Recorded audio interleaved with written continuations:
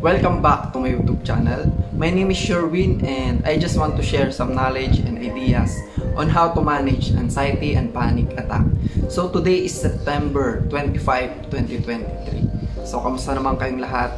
I hope na ayun, unti-unti na ma-manage nyo na yung inyong anxiety disorder. At the same time is kahit papaano gumagaan yung pakiramdam nyo sa mga simpleng videos na ina-upload ko dito sa channel ko, no? So, ayun, maraming salamat sa mga patuloy na sumusubaybay, nanonood ng mga videos ko. Recently, ang dami nagpi-PM, nagpapasalamat sa akin. Ang saya ko lang rin kasi hindi ko akalain na ganito, magsi 6,000 na yung subscribers ko dito sa channel ko. Although, hindi naman sobrang dami, pero para sa akin, yung bilang na yun, sila yung mga natulungan ng mga videos ko. Kaya napakasaya ko and tulad nga ng sinabi ko sa inyo dati, healthy sa ating mental health na nakakatulong tayo sa ibang tao, no? Kahit anong klaseng tulong yan, financial or tulad nito, nakakatulong tayo sa mga nararamdaman ng mga viewers ko dito sa channel ko. Kaya ayun, maraming salamat and I hope patuloy nyo pa rin panoorin yung mga videos ko dito sa channel ko. So, ngayong araw, ano bang gusto kong i-share sa inyo? Ayan, naalala ko na. Nung nakaraan kasi, sumemplang ako sa motor, no? And, feeling ko para sa akin, kailangan ko i-share sa inyo to eh. Kasi, additional knowledge to. Panibagong aha moment para sa inyo. Kung papaano ko i-explain yung adrenaline, fight, flight, freeze response, and panic attack. 5 days ago, habang pauwi ako sa trabaho, nagmumotor ako eh. Sumemplang ako sa buwanginan, no? Dumulas yung gulong ko ng motor kasi hindi ko akalain medyo makapal yung buhangin. Tapos accidentally, medyo napapreno ako ng mabigat. So, dumulas yung gulong, tumumba ako, tapos nasugatan ako sa tuhod. May minor abrasion wound lang rin ako sa tuhod. Tapos mga bruises sa balikat. Hanggang ngayon masakit pa. Kaya naaraan gagawa ng bagong video kasi pinahinga ko na lang muna, no? So ayun, ayun yung tinatawag nating real danger, no? Hindi siya perceived, hindi siya inaakalang danger, no? Ngayon, na-realize ko on that moment na habang nagmamaneho ako, split second lang eh. Pagtumba ko, nag-adrenaline na agad ako, no? Dahil dun sa adrenaline, naramdaman ko na bumilis yung puso ko. Unti-unti, yung paghinga ko, bumibilis din, na mababaw, no? Alam mo yun, yung ang bilis mo huminga, mababaw lang yung pag-inhale mo. Tapos, ang bilis lang nung pag-exhale mo, paulit-ulit lang. Hanggang sa, medyo nanginginig na ako, kasi at sakit eh. Split second lang yun ha. Biruin mo parang sabihin natin wala pang 2 seconds eh. Within that moment, nag-release agad ng adrenaline yung katawan ko, no? Na yung adrenaline na yun, pag lumabas yan, nag-secrete na yung adrenal glands mo. Wala ka nang magagawa dyan. Ano ibig ko sabihin, no? Ibig ko sabihin, yung adrenaline na yan, wala tayong control dyan. And once na nag-release na yan, no, adrenaline, no, yung mga stress hormone sa ating katawan, hindi mo agad yan maisasara. Hindi siya parang gripo na habang tuloy-tuloy umaagos yung tubig, pwede mong patayin o kaya inaan. Hindi siya ganoon, no? So, within split second, tumbas yung adrenaline ko, naglabasan yung mga sintomas sa katawan ko, no? So, ngayon, habang nakatawag doon, habang andun ako sa ground, no, in-observe ko muna yung katawan ko. Hindi naman ako tumayo agad eh. Kasi, chinek ko muna yung katawan ko, no? Chinek ko yung tuhod ko. Ay, chinek ko yung, tama, yung tuhod ko, yung paa ko. Kasi ano eh, naipit ako onte. Balikat ko, yung ulo ko, syempre, chinek ko yan, no? Tapos, biglang pumasok sa isip ko na, yung pakiramdam na to, nararamdaman ko to eh. Madalas ko itong nararamdaman. Nagets nyo? Nagkaroon kayo ng idea.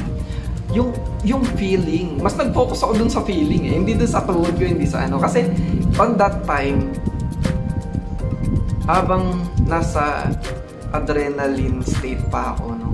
Nasa fight or flight response pa ako. Hyperactive pa yung isip mo. yung katawan mo, yung muscles mo, sobrang parang nanginginig ka kasi may extra energy ka eh. Dahil dun sa panandaliang boost of energy, no? Dahil sa adrenaline.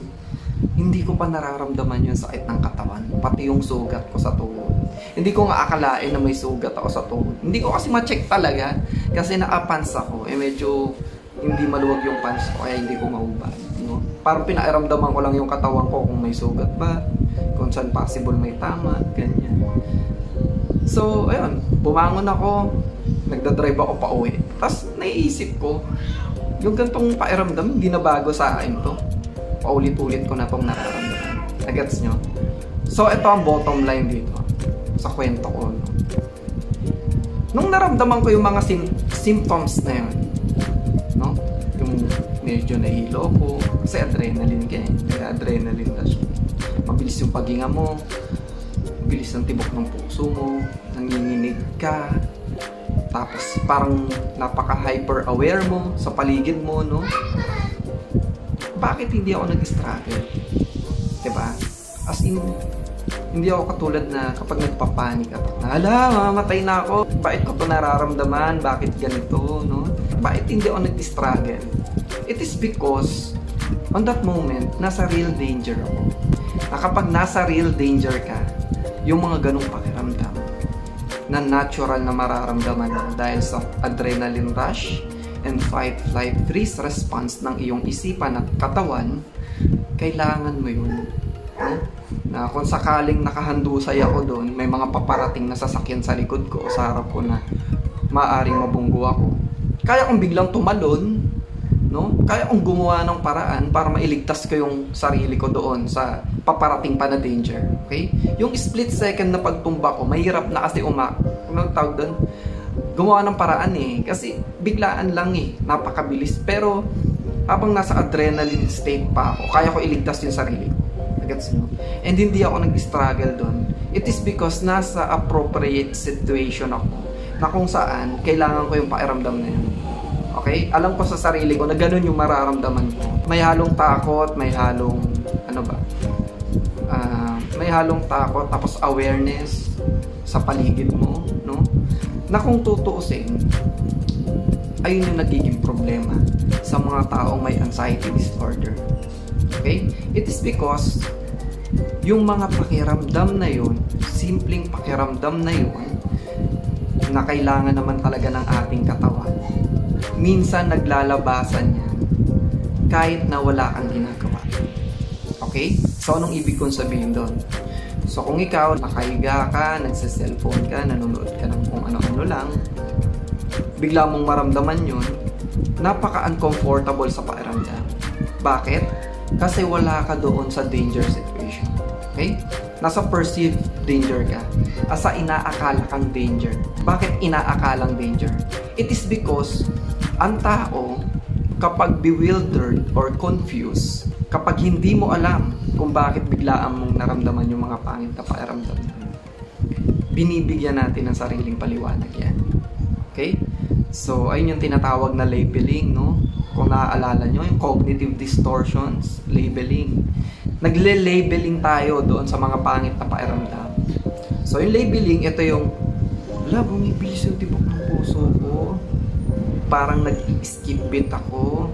Hirap akong huminga. Tingin ko may sakit ako sa puso. Hala, nahihilo ko, medyo nasusuka. Nanginginig na nanghihina. Parang lutang. Wala, baka may stroke ako. Okay? So, ayun yung labeling. Binibigyan natin ng sariling paliwanag yung mga pakiramdam na yon to the point na magpapanik at ka. Kasi tinakot mo yung sarili mo eh. Binigyan mo ng sariling paliwanag yun. Ang problema, hindi ka naman doktor. Diba?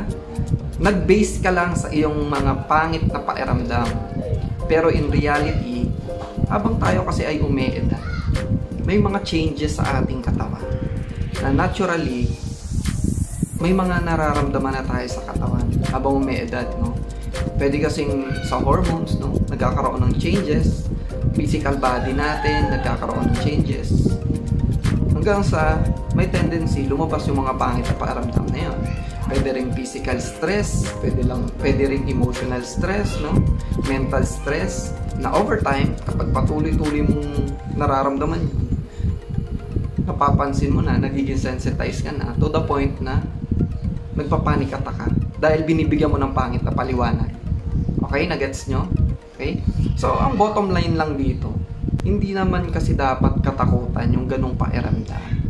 Kasi, yung fight, flight, freeze response, yung adrenaline na yan, natural yan na mechanism ng ating katawan. When it comes to danger, no? Lahat ng tao, kapag nasa danger, naglalabasan yung adrenaline na yan, yung mga pakiramdam na yan. Kahit na kapag ka nasa perceived danger ka lang, naglalabasan yung adrenaline na yan at nararamdaman ng katawan na yan. Okay? So, ayun. Ganun kasi ka-brilliant yung isip ng isang tao. Sa mga taong may anxiety disorder, masyadong malalim tayo mag-isip. To the point na yung mga iniisip natin, masyadong hindi na makatotohanan minsan, no? So, alam mo yun, yung iniisip mo masyado yung isang bagay na wala ka pa dun sa situation na yun, iniisip mo na. Iniisip mo na mag-fail ka sa examinations mo. Iniisip mo na papunta ka pa lang sa interview mo, nababagsak ka sa interview mo, na sa simpleng mga pag-iisip na yun, hindi natin namamalayan. Nape-perceive ng ating isipan na nasa danger ka. Kaya lumalabas yung adrenaline. Na yung adrenaline na yan, kapag lumabas yan, lalabas yung mga simptomas mo. Na kapag lumabas yung mga simptomas na yun, and hindi mo alam na it is because of the adrenaline, it is because of the fight, flight, freeze response, bibigyan mo ng sariling paliwanag na mali-mali naman, then may tendency na mag-panic attack ka. Minsan, sa mga taong may health anxiety disorder, dito na nabubuo yung anxiety disorder kapag hindi nila naputol yung false belief na yun. So yung false belief ay yung maling paniniwala mo base doon sa naramdaman mo. So naramdaman mo yung sintomas, binigyan mo ng sariling paliwanag. La, baka ito na ikamatay ko. Hala, baka may malubhang sakit na ako. Dahil paulit-ulit mong pinapractice na ganung isipin, na ganun i-interpret yung mga pangit na pakiramdam. Na-anxious ka na. Nakapag prolong na patuloy mong pinapractice yung ganung behavior, nagkakaroon ka na ng anxiety disorder. Kaya, mas madaling i-manage yung mga bago pa lang sa anxiety disorder na papaliwanagan mo ng ganito at maiintindihan nila ng buong isip nila. Kasi napuputol agad yung cycle. Ang problema, kapag sa mga taong severe na yung anxiety disorder, matagal na nagsasuffer sa anxiety disorder, medyo mahirap na baluktutin yung paniniwala nila. Kasi ganun yung ganun yung cognitive behavior therapy. Binibigyan ka ng panibagong insight doon sa nararamdaman mo na kailangan ay yung paniwalaan mo. Kung dati ito lang pinapaniwalaan mo, itong diretsong daan na ito, kailangan baluktutin mo yan. Kailangan kumaliwa ka or kumanan. Mag-insert ka ng panibagong knowledge or idea or panibagong paniniwala. Hanggang sa yung unang idea na yon na mamamatay na ako, may sakit akong maluba, may stroke ako, may cancer ako, may sakit ako sa puso, may sakit ako sa baga, may sakit ako sa kung saan-saan na yan. Makalimutan mo na, no? Mabigyan ka ng tamang paliwanag na ganito yung nararamdaman mo, hindi yan sakit, no? Ayun, liliko ka. Ayun na yung magiging paniniwala mo. Until ma-overcome mo, ma-practice mo, and ma-overcome yung anxiety disorder. So, ayun, ganun kasi yung mechanism ng katawan natin, no? Yung adrenaline, yung fight, flight, freeze response, and panic attack. So, ako ngayon, matagal na akong hindi nagpa-panic attack. Taon na, may taon na, no? So, napansin ko, nag-start na hindi na ako nagpa-panic attack. Simula noong natanggap ko na talaga, nagkaroon na ng real acceptance, no? Na, ganito, anxiety disorder to. Signs and symptoms to, yung mga ramdaman ko. So, dahil tinanim ko yun, nag-grow yun. Yung paniniwala kong gano'n. Anxiety lang to. Wala, hindi ko to papansinin, hindi kita papatulan. Hanggang sa, ayun, nawala na lang siya. Okay. So ayun, yun na muna yung video natin for today. Sana nagustuhan nyo, no? And sa mga susunod na upload to, ganito na yung gagawin natin. More on sharing about my personal experiences. Kasi, for me, parang nasabi ko na lahat sa channel ko no? Kaya sabi ko, panoorin yung videos ko from the start. Dahil step by step, naturo ko na dun yung mga yung mga dapat na pundasyon na kaalaman na kailangan yung malaman, no? Kaya ayun, siguro i-share ko na lang yung mga past experiences ko about anxiety disorder. And ang daming idea pumapasok sa akin. So ayun lang muna, no? So, hihingi lang akong favor. Sana give and take tayo. So, kung nakakatulong naman yung videos ko sa inyo, sana naman give and take tayo, no? Huwag niya rin i-skip yung ads. Kasi malaking tulong rin sa akin yun, no? Kahit yun lang, no? Tapos, ayun, ang saya ko talaga kasi magsi-6,000 yung subscribers ko. Dati, hindi ko akalain na ganito, abot sa ganito. Kasi, itong channel na to, ginawa ko lang rin to para mag-share, no? Kasi, hindi ko alam na ang dami palang nagsasuffer sa anxiety disorder. Hanggang sa, ayun, na-realize ko, hindi lang ako yung nag-iisa. Ang sarap sa pakiramdam kapag nalaman mo na hindi lang ikaw yung nakaka-experience nito. So, ayun lang. Maraming salamat, no? So, please don't forget to subscribe, like, and comment down below. And click the notification bell para parati kayong updated dito sa latest upload ko. Maraming salamat po sa patuloy na pagsubaybay. Maraming salamat po. Bye!